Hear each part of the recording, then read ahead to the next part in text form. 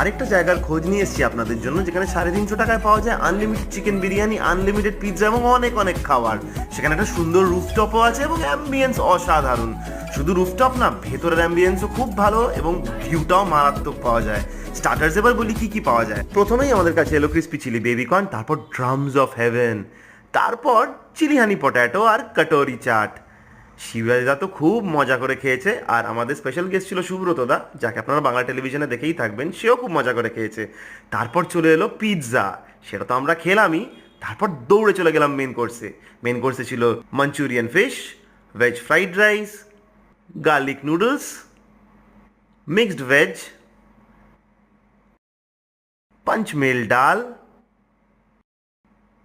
Ginger chicken, অপূর্ব ছিল এটা, আর চিকেনের লেগ পিস দেওয়া বিরিয়ানি।